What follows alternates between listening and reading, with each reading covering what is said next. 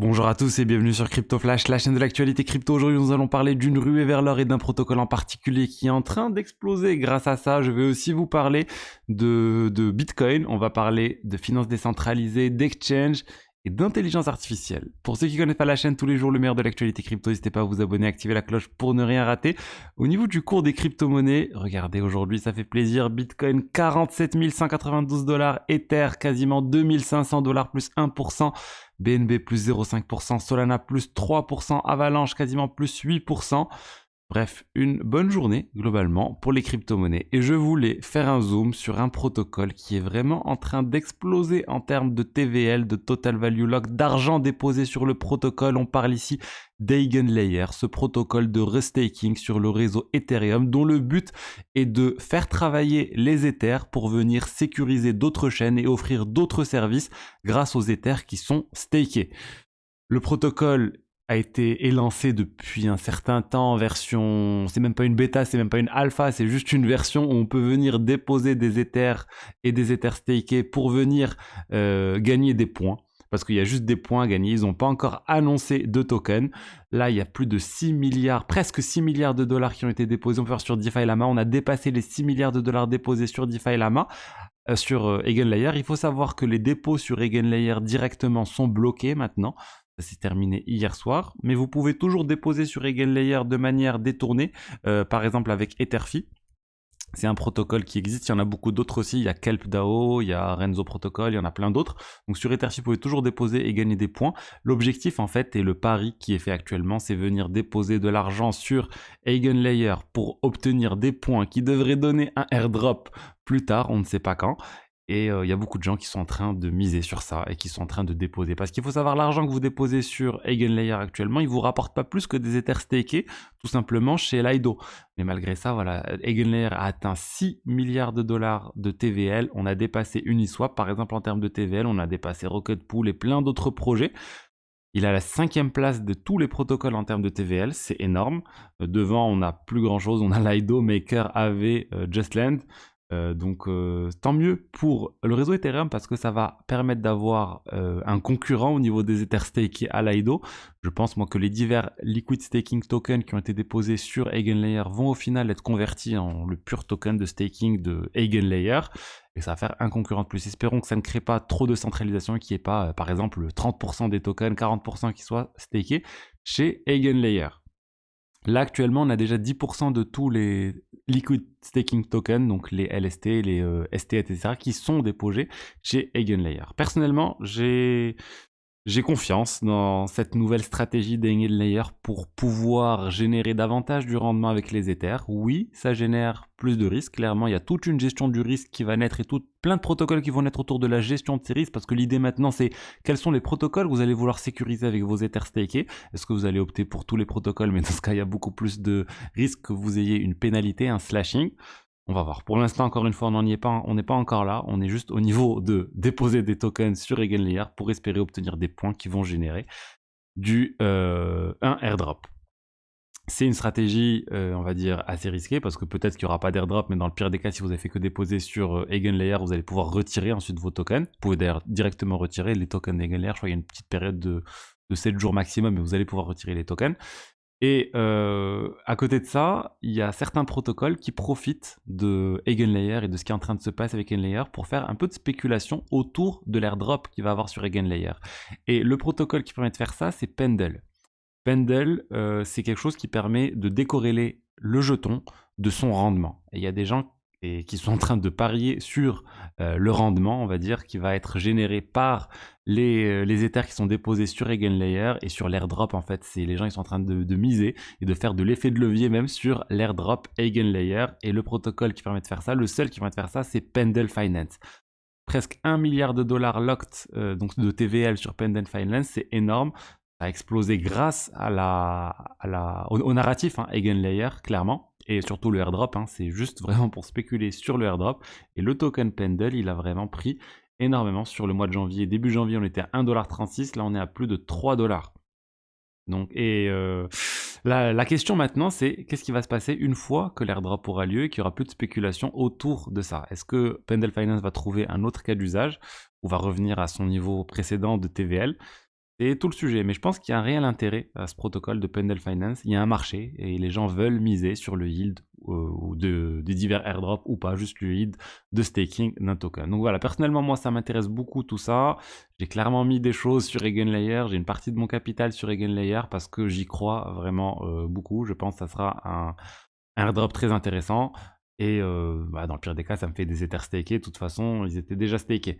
C'est juste qu'il y a une couche de risque en plus, mais je suis prêt à, on va dire, à parier, ou plutôt à mettre en tout cas ces tokens sur Eigenlayer parce que je pense que ça va être intéressant. Si ça vous intéresse d'ailleurs, la finance décentralisée, tout ce que je suis en train de vous dire sur le rendement et que vous souhaitez vous y mettre un peu, je viens de terminer ma formation, je viens de publier les 12 modules, je viens enfin de le faire. Ça a pris plus de temps que prévu, mais j'ai voulu faire les choses bien. Donc il y a vraiment plein de choses que j'évoque sur cette formation. Le restaking, j'en parlais déjà en octobre, je crois, quand j'ai commencé la formation. Donc il y a vraiment beaucoup de choses. J'avais aussi évoqué sur le groupe Telegram privé justement de la formation la stratégie de farming avec effet levier sur Eigenlayer il y a plusieurs semaines de cela sur Pendle.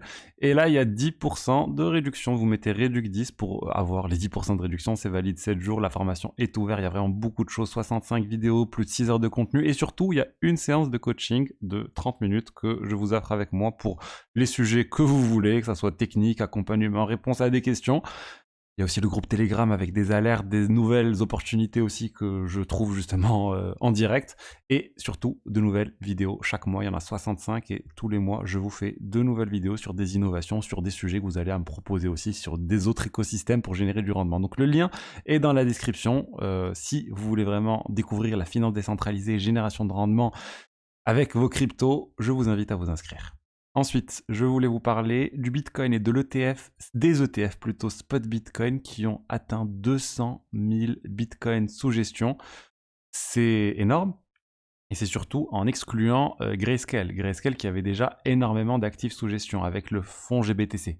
Donc c'est-à-dire qu'il y a 9 nouveaux fonds qui gèrent déjà près de 1% de tous les bitcoins en circulation. 200 000 bitcoins, une fois qu'ils auront atteint 210 000 bitcoins, ça fera 1% de tous les bitcoins en circulation. En un mois à peu près, on a eu ça, ce qui est énorme. Jusqu'où on ira? Est-ce que dans un an, on sera à 10%? Est-ce qu'on sera à 5%? Pour moi, je vous l'ai déjà dit, ça ne crée pas de risque de centralisation parce qu'il n'y a pas de droit de vote associé au Bitcoin. Vous ne pouvez pas censurer les transactions parce que vous avez 1%, parce que vous avez 10%, parce que vous avez même 20% des Bitcoins. De toute façon, c'est 200 000 qui sont divisés sur plein d'entités, même si on a BlackRock et Fidelity qui ont la majorité. Donc voilà, moi je trouve que c'est plutôt bien qu'il y ait cette adoption du Bitcoin par les institutionnels et je suis sûr que ça va faire que continuer au cours des prochains mois, prochaines années. Ensuite, on a des exchanges qui sont en train de se lancer un peu partout pour respecter la régulation des pays, et notamment Kraken. Kraken vient d'avoir son enregistrement aux Pays-Bas. C'est une étape de plus, ça veut dire que Kraken va faire le changement pour obtenir le droit d'opérer partout dans l'Union européenne dans le cadre du règlement MiCA. Ça veut dire que tous ces exchanges vont devoir respecter la régulation européenne. Ça veut dire que tous ces exchanges, il n'y aura plus de Monero, notamment. On a vu Binance qui a enlevé Monero, Kraken va sûrement enlever Monero si ce n'est pas encore fait. C'est triste pour Monero et du coup, ça va être compliqué de pouvoir trader du Monero, de pouvoir acheter et vendre du Monero sans passer par les exchanges centralisés. Il faudra passer par ou des plus petits exchanges qui ne veulent pas respecter la régulation européenne, ou ce qui est possible, hein. Tous les exchanges ne sont pas obligés de respecter la régulation européenne, c'est juste que s'ils ne respectent pas le règlement MiCA, ils ne pourront pas faire de la publicité pour attirer les Européens. Mais si un Européen veut aller s'inscrire sur un exchange non régulé, il a le droit et les exchanges ont le droit de l'accepter parce qu'ils ne les sollicitent pas vraiment leur inscription de manière active. Mais il ne faut pas qu'il y ait de protocole, d'incitation, de publicité auprès d'influenceurs ou autres. Ensuite, un sujet que je trouve complètement hallucinant, j'ai lu l'article, je pensais que c'était une erreur. C'est pas directement lié aux crypto, même si c'est lié à OpenAI et Sam Altman, il a déjà un projet crypto avec WorldCoin. Mais là, c'est énorme. On voit qu'OpenAI souhaite lever 7 000 milliards de dollars de fonds. C'est énorme. Quand j'ai lu ça, je pensais que c'était une erreur, 7 trillions. pensais qu'ils étaient en train de lever des fonds à une valorisation de 7000 milliards. Déjà, ça aurait été énorme. C'est plus que que n'importe quelle société cotée en bourse, je crois. Mais je me suis dit, ok, pourquoi pas. Mais non, non, là, ils veulent lever 7000 milliards. C'est juste hallucinant. Ça vient du Wall Street Journal. Et alors, est-ce qu'ils ont eu une fausse information? Est-ce que je sais pas, mais ça a été repris partout. Mais 7000 milliards de dollars, pourquoi? Pour venir lever des fonds, pour lancer leur propre hardware, on va dire, qui va pouvoir faire de l'intelligence artificielle et ne plus dépendre de tous les géants de type Nvidia, etc., pour avoir des GPU, pour avoir de la puissance de calcul, tout simplement. Ils sont en train de lever des fonds auprès des Émirats Arabes Unis. Est-ce qu'il va réussir? Je sais pas, mais en parlant voilà, d'ambition, ça, c'est honnêtement le truc le plus ambitieux que j'ai jamais vu. Est-ce que c'est... Enfin, c'est même fou.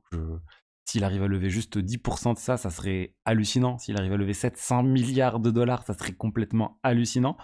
Donc on va voir, est-ce que Sam Altman va réussir ce pari? C'est juste fou ce qui est en train de se passer. Et si c'est vrai, s'il y a des gens qui sont prêts à investir autant, ça veut dire qu'il y a potentiellement encore énormément de marge de progression des marchés, de l'intelligence artificielle et de plein de choses. Et ça me rend optimiste si je vois qu'il arrive à lever 700 milliards de dollars par exemple, ou 1000 milliards. Je me dirais, ok, on a encore beaucoup de choses devant nous. Et surtout, je me dis que peut-être OpenAI a trouvé quelque chose, encore une innovation, et qu'ils sont en train de lever des fonds pour développer ça. Donc voilà ce que j'avais à vous dire aujourd'hui sur les diverses actualités crypto. J'espère que le contenu vous a plu. Si c'est le cas, n'hésitez pas à liker, commenter, vous abonner. Et je vous dis à demain pour la suite. Au revoir.